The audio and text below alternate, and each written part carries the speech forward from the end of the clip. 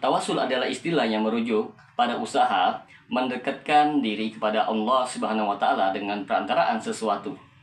Dalam ajaran Islam, tawasul dapat menjadi kontroversial terutama ketika melibatkan hal-hal yang dianggap syirik, yaitu penyembahan kepada selain Allah.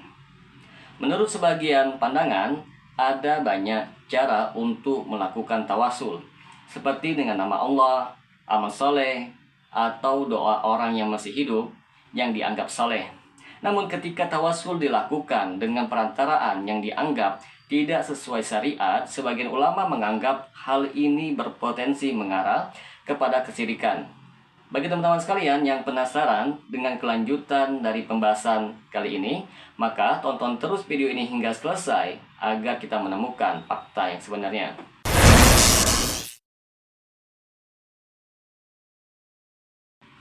Assalamualaikum warahmatullahi wabarakatuh. Jumpa lagi dengan saya Rio Mulyadi di channel Menas Dakwah.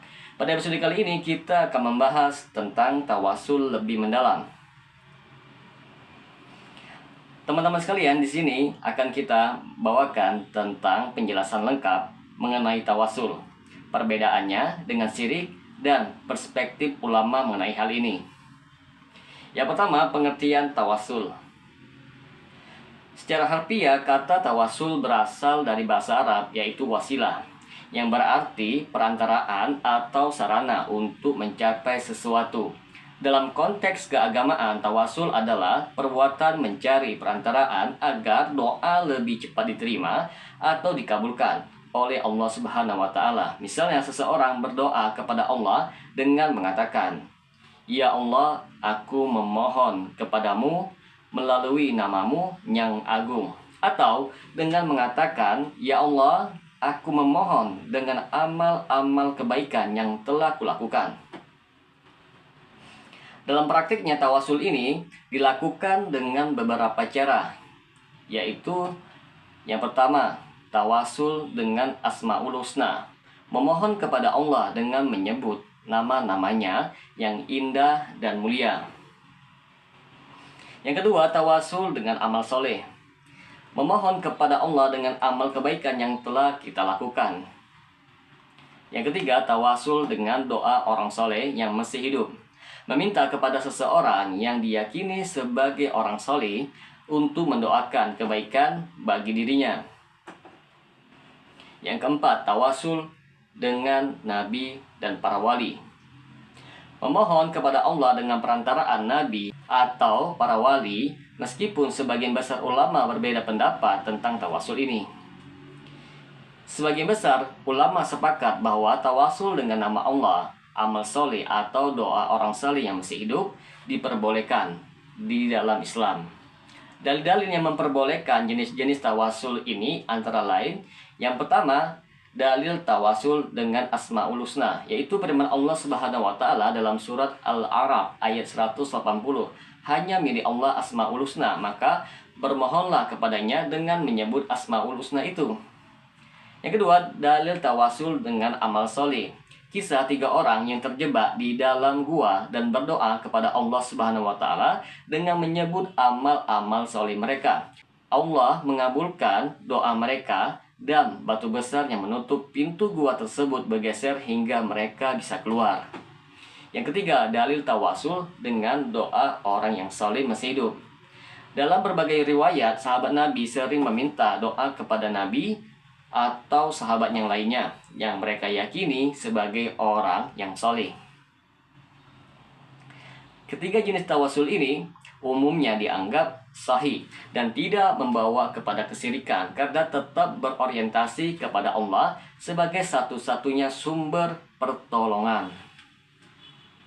Perlu diketahui bersama teman-teman sekalian, di antara bentuk tawasul yang diperselisihkan adalah tawasul dengan nabi dan wali.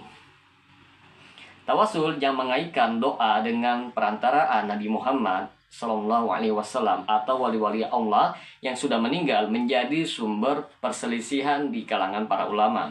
Ulama-ulama dari kalangan Asy'ariyah dan Maturidiyah cenderung membolehkan tawasul ini dengan syarat niat dan tujuan tetap ditujukan kepada Allah bukan kepada nabi atau wali yang menjadi perantara. Namun di sisi lain, sebagian ulama terutama dari kalangan Salafi berbeda pendapat bahwa tawasul dengan nabi atau wali yang telah wafat adalah bid'ah, bahkan dapat mengarah kepada kesyirikan.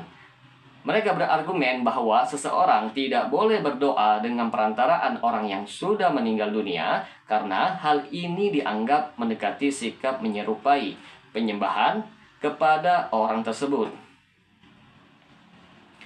Dalil yang digunakan oleh pihak yang melarang tawasul dengan nabi atau wali yang telah wafat adalah firman Allah dalam surat Al-Fatihah ayat 5. Hanya kepada Engkaulah kami menyembah dan hanya kepada Engkaulah kami meminta pertolongan.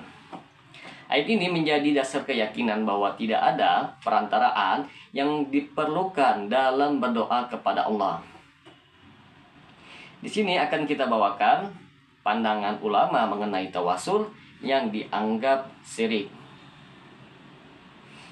Ulama yang memandang tawasul dengan nabi atau wali yang telah meninggal dunia sebagai bentuk kesyirikan berpendapat bahwa tindakan tersebut adalah bentuk meminta kepada selain Allah yang mana merupakan larangan dalam Islam.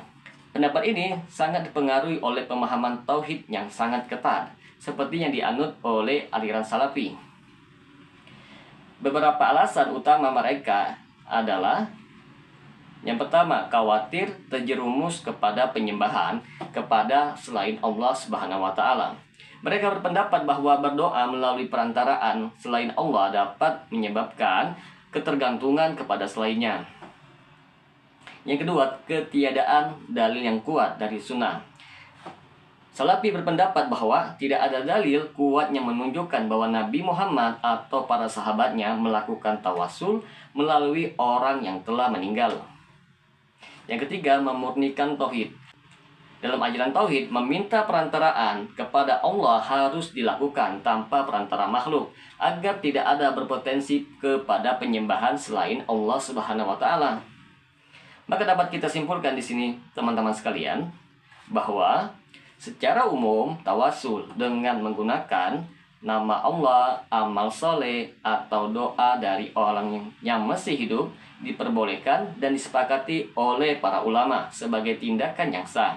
Namun tawasul dengan perantaraan nabi atau wali yang sudah wafat masih menjadi perdebatan. Bagi mereka yang membolehkan, selama niat dan tujuan tetap hanya kepada Allah, maka tawasul tersebut dianggap tidak bertentangan dengan prinsip tauhid. Sedangkan bagi yang melarang, hal tersebut dianggap sebagai tindakan yang bisa menyerupai syirik atau bid'ah karena dikhawatirkan dapat menggiring kepada penyembahan kepada selain Allah Subhanahu wa taala. Semoga dengan sedikit penjelasan ini dapat memberikan manfaat bagi teman-teman sekalian, dan apabila channel ini dapat memberikan manfaat bagi teman-teman sekalian, silakan subscribe dan share, semoga bermanfaat. Assalamualaikum warahmatullahi wabarakatuh.